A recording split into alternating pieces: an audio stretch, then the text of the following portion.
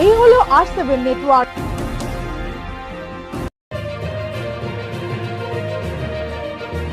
আর আপনারা দেখছেন R7 বাংলা, বাংলার কথা বাঙালির মুখে।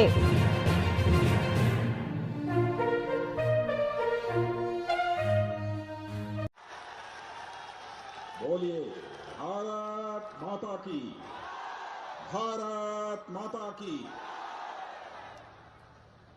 भारतीय जनता पार्टी के प्रदेश अध्यक्ष बहुत ही जुझारू, जनता के लिए अपना कलेजा दिल पर लेकर लड़ने वाले ऐसे हमारे श्री दिलीप घोष और हमारी भारत सरकार की तेज तर्रार मंत्री श्रीमती देवाश्री चौधरी और सांसद, नाम बतलाने की जरूरत नहीं है, आप सब अच्छी तरह परिचित हैं, लेकिन नाम तो लेना ही पड़ेगा। पहली बार आपके सांसद सुकांता मजुमदार का भाषण मैंने सुना है बहनों भाइयों, और संसद में भी सुकांता मजुमदार का मैंने भाषण सुना। और मैं कह सकता हूं सुकांता मजुमदार आपके एक ऐसे सांसद हैं जो अपने क्षेत्र की समस्याओं को और पश्चिम बंगाल की समस्याओं को पुरजोर तरीके से भारत की संसद में उठाने का काम करते हैं। ऐसे ही हमारे संगठन के एक कुशल कार्यकर्ता श्री अरविंद मेनन जी, राष्ट्रीय सचिव श्री किशोर जी बर्मन, सह संगठन महामंत्री श्री शायंतन वर्णु, प्रदेश महामंत्री श्री श्यामचंद्र घोष, श्री विनोय कुमार बर्मन, जिलाध्यक्ष दक्षिण दिनाजपुर भाजपा, श्री अमिताभ मैत्रा, प्रभारी दक्षिण दिनाजपुर भाजपा, और निखिल रंजन देव, परिवर्तन यात्रा प्रमुख उत्तरी बंगाल जोन। और इस मैदान में उपस्थित मेरे सभी सम्मानित बहनों एवं भाइयों, चूंकि लगभग 5-6 वर्षों तक मैं पार्टी का अध्यक्ष भी रह चुका हूं, मंत्री के रूप में भी केंद्र में जिम्मेदारी संभाली, और जब मैं उत्तर प्रदेश का मुख्यमंत्री था तब भी पश्चिम बंगाल में सभाओं को संबोधित करने का मुझे अवसर प्राप्त हुआ। लंबे समय से आया, लेकिन इस बार की सभाओं में पश्चिमी बंगाल में बहनों भाइयों जिस प्रकार की भीड़ और जिस प्रकार का जुनून हमको देखने को मिलता है, मैं इस नतीजे पर पहुंचा हूं कि अब बंगाल की जनता ने मन बना लिया है कि ममता दीदी को जाना है और भारतीय जनता पार्टी को पश्चिम बंगाल में आना। और आज 2019 के बाद पहली सभा भी मैं कहीं पर संबोधित कर रहा हूं तो बालूर घाट में कर रहा हूं।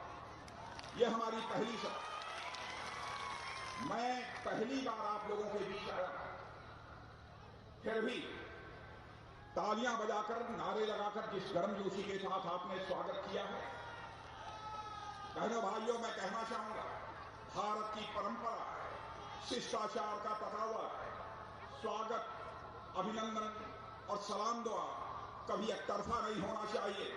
इसलिए मैं भी अपनी तरफ से शीश झुकाकर इस बालूर घाट की जनता का हार्दिक अभिनंदन करता हूं, आप सभी का मैं स्वागत करता हूं। यह बालूर घाट मां बूरी काली की पवित्र भूमि है, यह मां बोलना रक्षा काली की यह पवित्र भूमि है बहने भाइयों। और इस बार यदि हमको अपने सभाओं की शुरुआत भी कहीं से करनी पड़ी है तो बालूर घाट के एक ऐसे पवित्र भूमि से करने का अवसर प्राप्त हुआ है। मैं भूल नहीं सकता सरोज रंजन चट्टोपाध्याय को, ऐसे क्रांतिकारी को, उस सरोज रंजन चट्टोपाध्याय की भी क्रांतिकारी की धरती यह बालूर घाट है बहनों भाइयों। और तेभागा आंदोलन का यह स्थान है, यह केंद्र है। मैं समझता हूं कि हर व्यक्ति इस बात से अच्छी तरह परिचित हो। और मनमथ राय जैसे नाट्यकर्मी के रंगभूमि भी इस बंगाल में यदि कोई है, यह बालूर घाटी है बहनों भाइयों, जहां पर आज खड़े होकर मैं सभा को संबोधित कर रहा हूं। जहां तक बालूर घाट ही नहीं, मैं कह सकता हूं पूरा बंगाल भारत की राजनीतिक, सांस्कृतिक और आध्यात्मिक चेतना का एक बहुत बड़ा केंद्र है बहनों भाई। और इतना ही नहीं, मैं तो ये कहता हूं बंगाल की राजधानी कलकत्ता तो कभी यह भारत की आर्थिक राजधानी हुआ करती थी, लेकिन लगातार 34 वर्षों तक यहां सीपीएम की सरकार रहने के कारण और 10 वर्षों से यहां पर टीएमसी की सरकार रहने के कारण बहनों भाइयों, हमारा यह कलकत्ता और यह बंगाल जो एक औद्योगिक केंद्र के रूप में माना जाता था, औद्योगिक राज्य के रूप में माना जाता था, 44 साल में इन दोनों राजनीतिक पार्टियों ने बंगाल को तबाह कर दिया, बर्बाद कर दिया। बंगाल की भूमि के महत्व को केवल बंगाल के लोग ही नहीं जानते हैं, दुनिया के दूसरे देशों में रहने वाले जो लोग भी भारत के बारे में जानते हैं उनको इस बात की अच्छी तरह जानकारी है। यह पश्चिमी बंगाल भारत का एक ऐसा राज्य है जहां पर कि चैतन्य महाप्रभु पैदा हुए। यह बंगाल भारत का वह राज्य है जहां स्वामी रामकृष्ण परमहंस पैदा हुए, और यह बंगाल वह राज्य है भारत का जहां पर स्वामी विवेकानंद जैसे सनातन धर्मी पैदा हुए, और साथ ही साथ यह बंगाल महर्षि अरविंद की धरती है। बहनों भाइयों, इस बात को भी सभी अच्छी तरह जानते हैं, रामकृष्ण परमहंस की धरती है, रविंद्रनाथ ठाकुर की यह धरती है। और सब तो सब आज जिस राजनीतिक पार्टी के हम सब कार्यकर्ता हैं, जितने मंच पर बैठे हुए हैं, बहनों भाइयों, हम लोग यदि हम किसी की विचारधारा को लेकर, किसी के दर्शन को लेकर, किसी के कार्यक्रम को लेकर भारत की राजनीति में अपने कदम आगे बढ़ा रहे हैं, तो यह विचारधारा देने का काम, पार्टी के कार्यक्रमों का देने का काम यदि किसी ने किया था, उस शख्स ने किया था जो कि इसी बंगाल की मां की कोख से पैदा हुआ था, बंगाल की धरती पर खेल कूद कर बड़ा हुआ था, जिसका नाम है डॉक्टर श्यामा प्रसाद मुखर्जी। हम उन्हीं के रास्ते पर आगे बढ़ रहे। आदरणीय अटल बिहारी वाजपेयी जी के नेतृत्व में मिली जुली सरकार बनी। कभी यह कोई सोचता नहीं था कि डॉक्टर श्यामा प्रसाद मुखर्जी ने जो बीजारोपण किया है जिस राजनीतिक दल का, आज वह बीज एक बट वृक्ष के रूप में भारतीय जनता पार्टी के रूप में सारी दुनिया के सामने खड़ा हो जाएगा, कभी किसी ने सोचा नहीं। और आपने देखा 2014 में आपके आशीर्वाद से, आपकी शुभकामनाओं से भारतीय जनता पार्टी को स्पष्ट बहुमत हासिल हुआ है। 2014 में भी हासिल हुआ, 2019 में उससे ज्यादा सीटों पर आपने विजय दिलाई है मेरे भाइयों। और नरेंद्र भाई मोदी भारत के प्रधानमंत्री हैं। दुनिया के सर्वाधिक लोकप्रिय नेताओं में भी गणना होती है तो आपके हमारे प्रधानमंत्री नरेंद्र भाई मोदी की है। कौन इस सच्चाई को नकार सकता है? अंतर्राष्ट्रीय जगत में, सारी दुनिया में भारत का मस्तक यदि ऊंचा करने का काम किया है तो हमारे प्रधानमंत्री नरेंद्र भाई मोदी ने किया है। यह कोई छोटी बात नहीं। विकास और सुशासन, डेवलपमेंट और गुड गवर्नेंस का जहां तक सवाल है, 7 साल गुजर गए हम लोगों को सरकार चलाते हुए। भारत ही नहीं, दुनिया का कोई व्यक्ति उंगली उठाकर नहीं कह सकता है बहनों भाइयों कि हमारी सरकार के किसी मंत्री के दामन पर कोई भ्रष्टाचार की दाग लगी हुई हो, कोई नहीं कहता। मैं अपनी बंगाल की दीदी से पूछना चाहता हूं, दीदी आपकी सरकार के ऊपर भ्रष्टाचार के आरोप क्यों लगे? बंगाल की जनता आपसे इस सवाल का जवाब चाहे। बहनों भाइयों, टीएमसी की सरकार के पास इसका कोई जवाब नहीं। विकास का जहां तक सवाल है, कम्युनिस्ट पार्टी के लोगों से पूछना चाहता हूं, कांग्रेस के लोगों से पूछना चाहता हूं, 34 साल लगातार कम्युनिस्ट पार्टी की सरकार रही, क्या बंगाल में विकास किया? 10 वर्षों से यहां पर टीएमसी की सरकार है, क्या विकास हुआ है यहां? मैं यकीन दिलाकर जाना चाहता हूं बहनों भाइयों, और मेरी बातों पर आपको भरोसा न हो, यकीन न हो, जिन राज्यों में हमारी सरकारें हैं वहां जाकर आप देख लीजिए।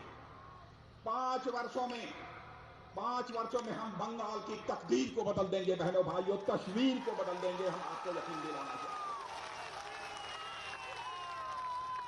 सरकार चलाने की कला यदि किसी के पास है तो भारतीय जनता पार्टी के पास है। और एक मोदी जी जैसा सशक्त और प्रभावी नेतृत्व में मिला, बहनों भाइयों, हमारा प्रधानमंत्री दुनिया के दूसरे देशों में जाता है तो दमखम के साथ अपनी बातों को रखता है, पुरजोर तरीकों से अपनी बातों को रखता है, नजर झुकाकर अपनी बातों को नहीं रखता है, बल्कि दुनिया के दूसरे देशों के साथ नजर से नजर मिलाकर हमारा प्रधानमंत्री बात करता है। जहां तक विकास का सवाल है, मैं दूर नहीं ले जाना चाहूंगा, मैं यही दिनाजपुर की मैं बात करना चाहता हूं। हमारे सुकांता जी मजूमदार यहां पर आपके सांसद बैठे, मैं इसका श्रेय इनको भी देना चाहता हूं। इन्होंने भरपूर कोशिश की। दिनाजपुर में रेल कनेक्टिविटी का जहां तक सवाल है, मैं कह सकता हूं हमारी सरकार आने के बाद पहले से हालात सुधरे हैं, बेहतर हुई है। यह सच हो तो ताली बजाइएगा, न हो तो मत बजाइए। बहनों भाइयों, आपसे मैं झूठ बोलकर आपका समर्थन नहीं हासिल करना चाहूंगा, आपकी आंखों में धूल झोंककर आपका समर्थन नहीं हासिल करना चाहूंगा। आपका समर्थन यदि आप हासिल करना चाहूंगा तो आपकी आंखों में आंख डालकर मैं आपका समर्थन हासिल करना चाहूंगा। 2014 से लेकर 2018 के बीच रेलवे को हमारी सरकार ने 5,437 करोड़ रुपए विकास पर खर्च किए। 12,000 करोड़ की लागत से 2,500 किलोमीटर सड़कें, ग्रामीण सड़कें बनाने के लिए हमारी सरकार ने पैसा मंगाल को दिया। मैं आपसे पूछना चाहता हूं, जो हम लोगों ने पैसा दिया है वो सड़कें बन गई गांवों की कि नहीं बन गई? पैसा देने के बनी भी होंगी तो कम बनी, जितना बनना चाहिए उतनी सड़कें नहीं बनी। 764 किलोमीटर 764 किलोमीटर हाईवेज को चौड़ा करने के लिए 1200 करोड़ रुपया, 1200 करोड़ रुपया वेस्ट बंगाल सरकार को हमारी सरकार ने दिया है। ठीक से काम नहीं हुआ। और आज तो हालात यह है कि बालूघाट से बाबूघाट तक जाने में मुझे यह बताया गया है कि लगभग 16 घंटे लग जाते हैं। क्या सही है? ये बात सही है? 16 घंटा। हालत यह है, मैं पूछना चाहता हूं, सीपीएम, कांग्रेस, टीएमसी, क्या यही विकास पश्चिम बंगाल का आप लोगों ने किया है? और बहनों भाइयों, इस बार के बजट में आपको बतला कर जाना चाहता हूं, इस बार के बजट में 8,500 किलोमीटर हाईवे बनाने का प्रस्ताव रखा गया है और इसमें से 25,000 करोड़ वेस्ट बंगाल के लिए एलोकेट किया गया है। लेकिन डर इस बात का है, कहीं यहां की टीएमसी की सरकार, हमारी दीदी की सरकार, इतना पैसा दिया गया है हाईवेज के लिए, कहीं इस मामले को भी लटका न दे, अटका न दे, भटका न दे, इस बात की हमको चिंता है। लेकिन मैं जानता हूं अब यह हाईवेज के लिए जो पैसा दिया गया, अब वह न लटकने पाएगा, न अटकने पाएगा, न भटकने पाएगा। हाईवे बनकर रहेगी, क्योंकि अब तो टीएमसी जा रही है और भारतीय जनता पार्टी की सरकार आ रही है। बहन भाइयों, आप जितने लोग खड़े हैं, मैं आपसे पूछूंगा, मेरी बात गलत हो तो मत बजाइएगा ताली। आज तक अपने राजनीतिक जीवन में जनता से झूठ बोलकर, जनता को गुमराह करके मैंने कभी समर्थन नहीं हासिल किया। जब भी समर्थन हासिल किया, जनता को की आंखों में आंख डालकर समर्थन हासिल किया। मेरी बात गलत हो तो ताली मत बजाइए, यदि हो सही तो ताली भी बजाइएगा और नारे भी लगाइएगा। बहनों भाइयों, प्रधानमंत्री जन धन योजना के अंतर्गत खाते खोलने का काम किसने किया है? क्यों किया है? क्यों किया है? यह मोदी जी ने खाते क्यों खुलवाए? अब पता नहीं यहां की दीदी ने खाते खोलने दिया कि नहीं दिया, यह तो मैं नहीं जानता। लेकिन खाते इसलिए खुलवाए, जब हमारे भूतपूर्व प्रधानमंत्री राजीव गांधी जी हुआ कहते थे क्या करें, प्रधानमंत्री तो हूं, लेकिन हमारी मजबूरी है कि मैं दिल्ली से 100 पैसा भेजता हूं तो नीचे पहुंचते पहुंचते लोगों तक केवल 14 पैसा पहुंचता है। मोदी जी ने कहा कि हम मजबूर प्रधानमंत्री नहीं हैं, हम मजबूर प्रधानमंत्री नहीं, हम तो मजबूत प्रधानमंत्री हैं। 100 पैसा भेजेंगे और 100 पैसा नीचे। और इतना ही नहीं, भ्रष्टाचार पर अंकुश लगेगा, इसलिए यह खाते बंद तो जाने दीजिए यहां की सरकार। उसके बाद देखना मेरे बहन, ये खाता जो खुला है आपका, उस खाते का करिश्मा क्या। आप सोए होंगे, रात को सोए होंगे और दिल्ली से पैसा चलेगा और आपके खाते में पहुंच जाएगा। जब 10 बजे जाएंगे बैंक में तो वह पैसा आपको दिखाएगा। पहली बार किसी प्रधानमंत्री ने यह सोचा कि हमारी गरीब परिवारों की माताएं बहनें लकड़ी जलाकर, अंगीठी जलाकर खाना बनाती, आंखों में धुएं लगते हैं, आंसू निकलते हैं, खांसी आती है। क्या किसी प्रधानमंत्री ने चिंता की? हमारे प्रधानमंत्री जी ने कहा, हम इस भारतवर्ष के अंदर एक भी गरीब परिवार रहने नहीं देंगे जिस पर गरीब परिवार के घर में गैस का सिलेंडर न पहुंच जाए। और बहनों भाइयों, प्रधानमंत्री उज्ज्वला योजना के अंतर्गत सिलेंडर पहुंच जाए। लेकिन मैं जानता हूं कि जितना यहां पहुंचना चाहिए नहीं पहुंच पाया, क्योंकि राज्य सरकार को जितना सहयोग करना चाहिए राज्य सरकार ने इसमें सहयोग नहीं किया। किसने सोचा, किस प्रधानमंत्री ने सोचा था कि हमारे गरीब परिवार की माताओं बहनों को भी नित्य क्रिया के लिए बाहर नहीं जाना चाहिए, घर में ही शौचालय होना चाहिए। बहनों भाइयों, मां बहनों की इज्जत और असमत के लिए चिंता किसी ने की तो हमारे प्रधानमंत्री नरेंद्र भाई मोदी ने। केवल मेरी बात गलत हो बहन तो बतलाना गलत है, सही है तो हाथ उठाकर बहनों आप लोग बतला दो। और लेकिन यहां की टीएमसी की सरकार ने क्या, हमारी दीदी की सरकार ने क्या किया, केवल 64 लाख शौचालय बनाए। आप भरोसा रखना, जिनके घरों में शौचालय नहीं है, जिनके घरों में टॉयलेट नहीं है, पश्चिम बंगाल में हमारी सरकार बनेगी, टॉयलेट हम बनाकर ही दम लेंगे, आपको भरोसा है। क्या हो गया है पश्चिम बंगाल, क्या कर दिया है सीपीएम और टीएमसी की सरकारों ने 44 वर्षों में। बहनों भाइयों, पूरा भारत नवीन शताब्दी में जी रहा है, पूरा भारत नवीन शताब्दी में जी रहा है और हमारा यह पश्चिम बंगाल 19वीं शताब्दी में जी रहा है। हम आपको 19वीं शताब्दी में हम नहीं देखना चाहते हैं बहनों भाइयों, हम आपको 21वीं शताब्दी में देखना चाहते हैं, 19वीं शताब्दी में हम नहीं देखना चाहते। इसलिए हम अपनी सरकार बनाना चाहते हैं। आजादी के 75 सालों में हालात बद से बदतर हो गए। मां माटी मानुष,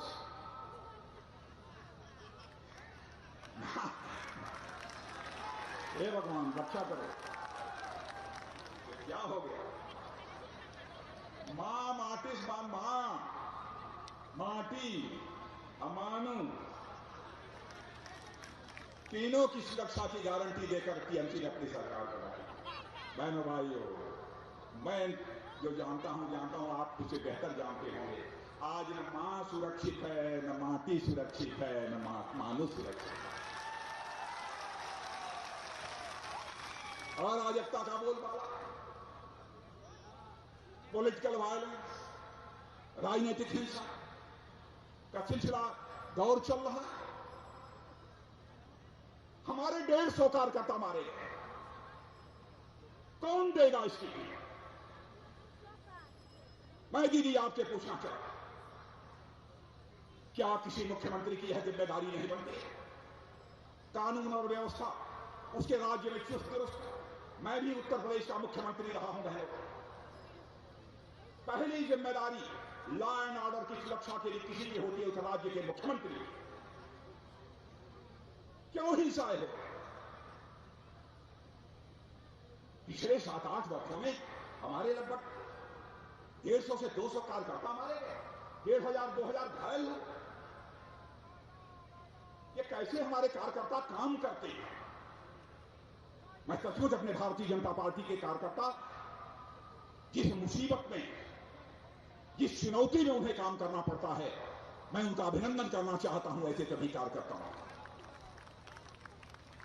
ऐसे हालात में आ रही है। बहनों भाइयों, हम यदि किसी राज्य का विकास करना चाहते हैं, सुरक्षा, सिक्योरिटी यह पहली शर्त होती है। डेवलपमेंट की पहली शर्त होती है सिक्योरिटी, सुरक्षा। देखो सुरक्षा है ही, और ऐसी सरकार हमको नहीं चाहिए जो सरकार जनता को सुरक्षा दे ही न सके। और ऐसा नहीं मैं कह रहा हूं, आपके बगल का ही बांग्लादेश है, आपके बगल में ही त्रिपुरा है। त्रिपुरा में भी ऐसे ही कम्युनिस्ट पार्टी की सरकार थी 25 वर्ष। राजनैतिक हिंसा, दूसरे पार्टियों के कार्यकर्ताओं की हत्या, अराजकता का। आज त्रिपुरा जाकर देखिए बहनों भाइयों, भारतीय जनता पार्टी की सरकार आई है, त्रिपुरा का माहौल बदल गया है बहनों भाइयों, पहले जैसा आप त्रिपुरा में। सभी को सुरक्षा की गारंटी, सभी को सुरक्षा की गारंटी। लोग ये कहते हैं भारतीय जनता पार्टी आएगी तो मजहब धर्म के आधार पर भेदभाव करेगी। मैं दो टूक शब्दों में कहना चाहता हूं, हम जाति, पंथ, मजहब के आधार पर सरकार नहीं चलाएंगे। हम सरकार चलाएंगे तो इंसाफ और इंसानियत के आधार पर चलाएंगे बहनों भाइयों। Justice to all, appeasement of none, न्याय सभी को, तुष्टीकरण किसी का नहीं। यही हमारे सरकार चलाने का सिद्धांत हो और इसी आधार पर हम सरकार चलाएं। विडंबना यह है, चौंकाने वाली बात यह है कि यहां की टीएमसी की सरकार ने पॉलिटिक्स को पीपुल के ऊपर मान लिया, राजनीति को लोगों के ऊपर मान लिया। और बहुत सारी ऐसी योजनाएं, यही कारण है कि बहुत सारी योजनाएं जो केंद्र सरकार ने लागू की, यहां की सरकार ने लागू की। गरीबों के लिए योजनाएं हमारे मोदी जी ने प्रारंभ की हैं। देश के दूसरे राज्य गरीबों को दे रहे हैं, आदिवासियों को दे रहे हैं, पिछड़ों को दे रहे हैं, लेकिन यहां पर नहीं मिलता। मैं प्रधानमंत्री आवास योजना, चले जाइए दूसरे राज्यों में बहनों भाइयों, पता लगा लीजिए। आज भी मैं कहकर जा रहा हूं, आप सरकार बना दीजिए पश्चिम बंगाल में। देश में तो हमने 2022 का टारगेट दिया है मोदी जी ने, लेकिन पश्चिम बंगाल में थोड़ा सा 1 साल 1.5 साल अधिक लग सकता है, क्योंकि नई सरकार बनेगी तो उसको समय लगेगा। हम पश्चिम बंगाल में एक भी परिवार ऐसा नहीं रहने देंगे जिस परिवार के पास अपना सिर ढकने के लिए पक्का छत न मुहैया हो, ऐसा एक भी परिवार नहीं रहने देंगे। प्रधानमंत्री किसान सम्मान निधि भारत के इतिहास में कभी नहीं हुआ। हमारे प्रधानमंत्री ने कहा कि भाई ऐसा करो, खाते सबके खुल रहे हैं, इसलिए हर किसान के खाते में हर साल 6,000 रुपया जाए। अब यहां की सरकार ने कहा नहीं, बंगाल के किसानों को नहीं मिलेगा, यहां के किसानों को नहीं मिला। मिला है कि नहीं, मैं आपसे पूछना चाहता हूं। नहीं मिला ना, आप बताइए मिला है कि नहीं? जरा उधर खड़े हैं, उधर चारदीवारी के। तो आज मेरी बात सुन ले, आप हमारी सरकार बना दो बहनों, हम आपको विश्वास दिलाकर जाना चाहते हैं। 6,000 रुपया हर साल का जो पिछड़ा बकाया है वह भी हम आपको देंगे, और आगे भी जो देना है वह भी हम किसानों को मुहैया कराएंगे। हम आपको विश्वास दिलाकर जाना चाहते हैं। एक बात और, आयुष्मान भारत बहनों भाइयों, एक योजना हम लोगों ने चलाई है, आयुष्मान भारत। आपसे मैं पूछना चाहता हूं, आप लोग जो आयुष्मान भारत योजना ऐसी योजना है कि यह दुनिया में ऐसी योजना किसी सरकार ने नहीं चलाई है, केवल मोदी जी ने चलाई है। जानते हैं बहनों भाइयों, गरीब का बेटा दवा ना खरीद पाने के कारण दम तोड़ देता है, डॉक्टर के पास जाकर अपने परिवार का, अपने बच्चों का इलाज नहीं करता। मोदी जी ने कहा यह हमको मंजूर नहीं है। उन्होंने आयुष्मान भारत योजना सारे देश के लिए लागू कर दी है। अब यहां सरकार बनेगी, आयुष्मान भारत का कार्ड आपके हाथों में होगा। सुन लो ध्यान से, आयुष्मान भारत का कार्ड आपके हाथों में होगा। ताली मत अभी मत बजाओ। आयुष्मान भारत का कार्ड आपके हाथों में होगा और प्रतिवर्ष 5 लाख रुपए तक का मुफ्त में आपका इलाज होगा। यह है आयुष्मान भारत।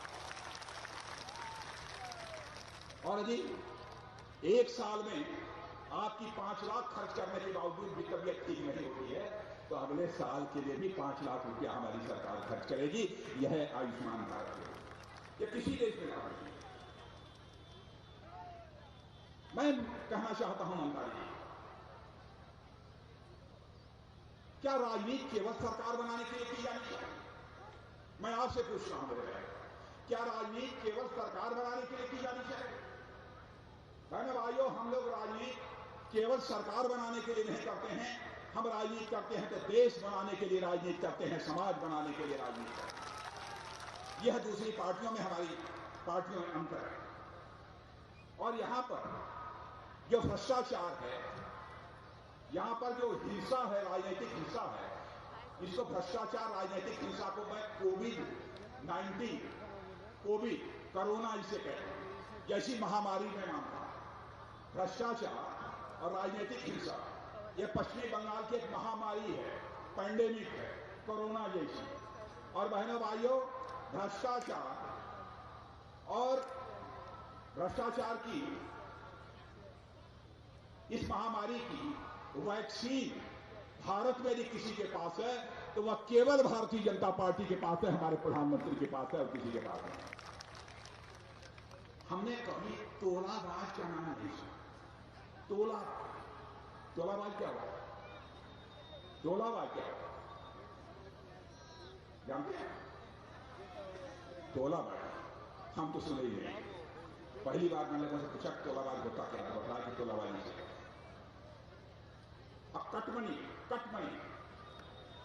कटमनी चक्सा तो गरीब भारत कहां चला जाता है?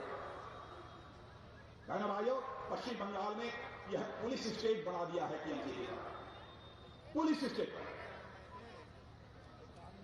लेकिन मैं कहना चाहता हूं, यहां के मुख्यमंत्री जी को, दीदी को कहना चाहता हूं, लोकतंत्र में सरकार शासक नहीं होती है।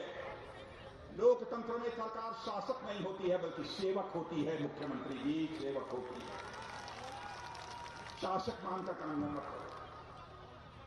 सरकारें यदि चलती हैं तो संविधान से सरकारें चलती हैं, अहंकार से सरकारें नहीं चलती हैं। बहनों भाइयों, सीखना है तो हमारे प्रधानमंत्री मोदी जी से सीखो। कल्याण, मैंने एक चैनल देखा, चैनल का नाम तो नहीं लेना चाहूंगा। चैनल पर यहां पश्चिम बंगाल में बम बनाने वाले, बम वो कह रहे थे, कहां हम लोग बम बनाते हैं? चुनाव में लोग ले जाते हैं। भाई बम बनेगा, इस बम की फैक्ट्री बनाने की, बंद कराने की जिम्मेदारी किसकी हो? लेकिन यकीन दिलाकर जाना चाहता हूं मेरे बहनों भाइयों, हम लोगों की सरकार बनेगी, या बम होगा या हम होंगे, फैसला कर लेंगे।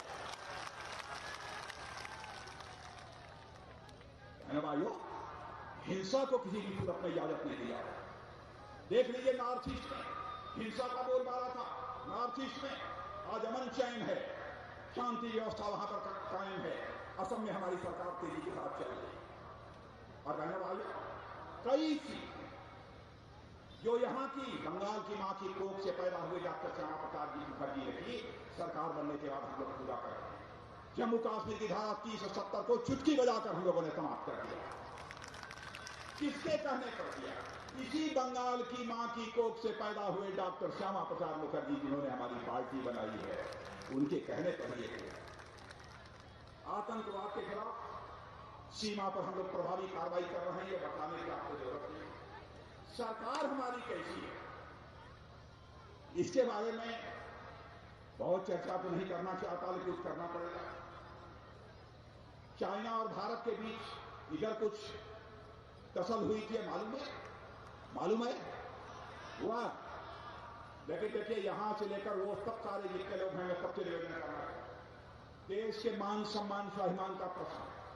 मेरे बहनों भाइयों, हमारे सेना के जवानों ने जिस शौर्य और पराक्रम का परिचय दिया है, बहनों भाइयों, आज सारी दुनिया में भारत का मस्तक ऊंचा हो गया है। ऐसे सेना के जवानों का हाथ उठाकर सभी के द्वारा हार्दिक अभिनंदन किया जाना चाहिए, उनका स्वागत किया जाना चाहिए। और आज आपको याद है बालाकोट की एयर स्ट्राइक आज यही के दिन 2019 में हुई थी। आज यही के दिन हुई थी। दुनिया में कोई देश नहीं कर पाया। लेकिन हमारे यहां पुलवामा की घटना हुई थी, रहने वाले हमारे प्रधानमंत्री ने फैसला किया आतंकवादियों ने मारा है, आतंकवादियों को छोड़ेंगे नहीं, बल्कि दूसरे देश की धरती पर जाकर मारना होगा, तो दूसरे देश की धरती पर जाकर मारना, वही बात होती चाहिए। और मैं कहना चाहता हूं, यहां से लेकर वहां तक जितने आप सब खड़े हैं, एक बार हाथ उठाकर एयरफोर्स के जवानों के सम्मान में एक बार बहनों भाइयों तालियां बजाकर उनका स्वागत करें।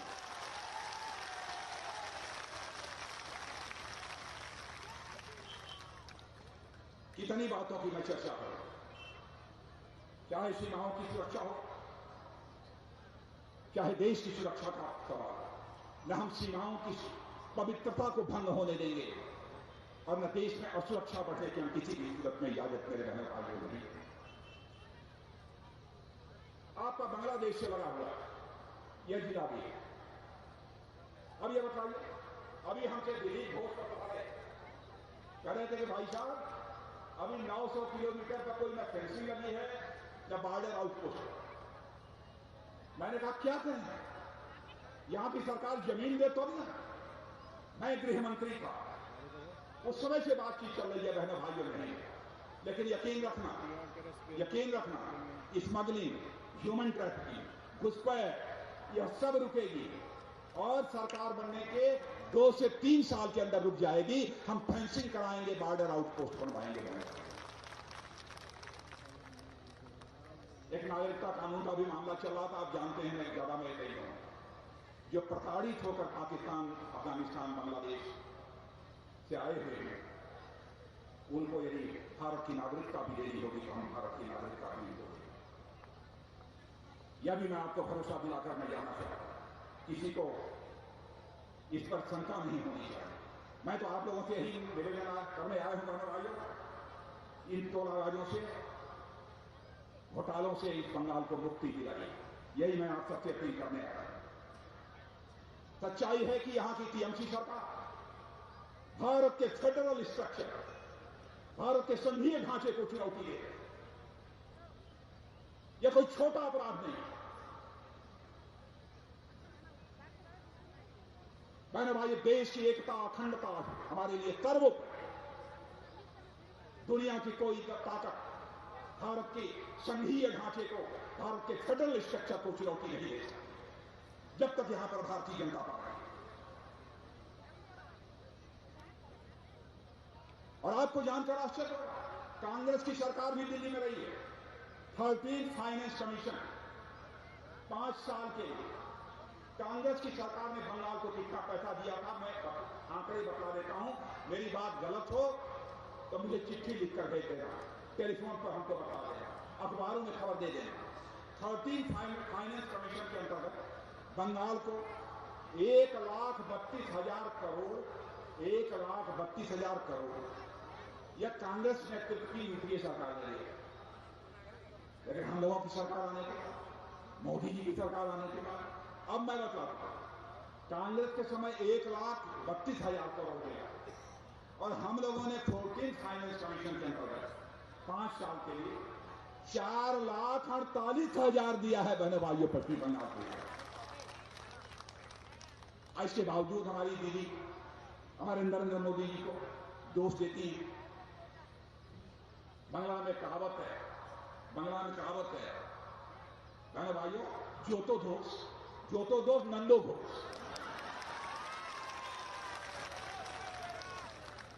तो हमारे मोदी जी को नंदो घोष बनाना नहीं होगा दीदी, नहीं होगा दोस्तों, बहुत हो गया। और नोई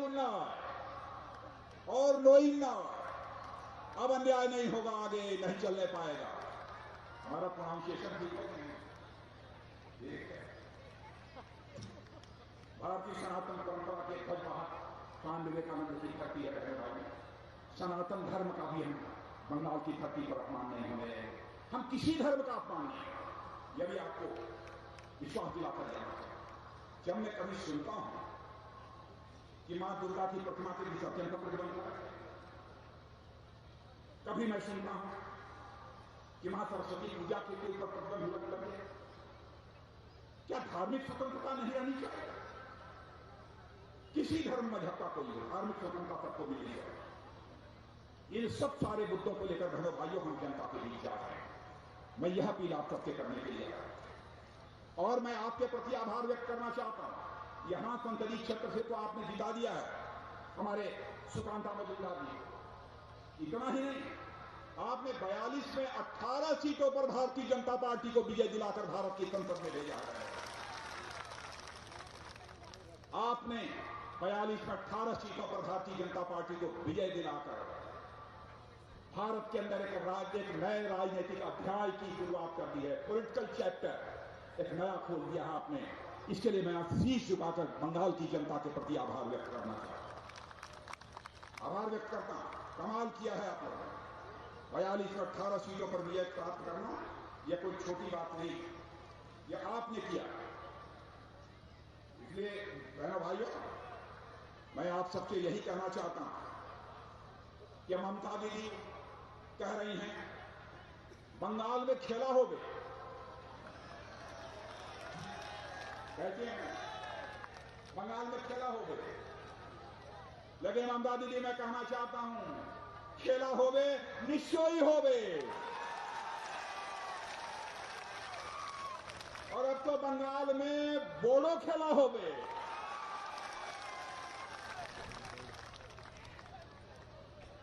यही खेला विकास का खेला हो गए, यही खेला शांति का खेला हो गए। चलेगा? अरे चलेगा नहीं, पीछे से लोग भी हाथ उठा कर बताए दौड़ेगा कि चलेगा? ममता दीदी बंगाल में आई दादागिरी चोलवे ना,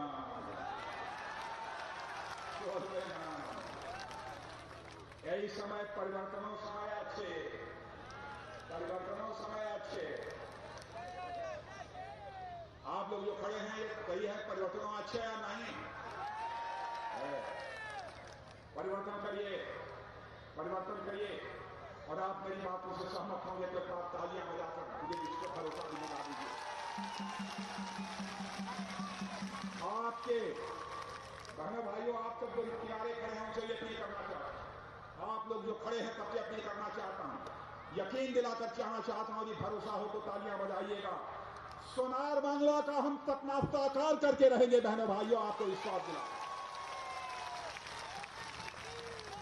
तो मैं जाऊं,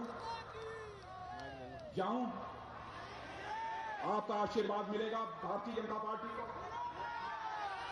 बोलिए भारत माता की, भारत माता की, भारत माता की। वंदे मातरम, वंदे वंदे वंदे वंदे वंदे। बहुत बहुत धन्यवाद।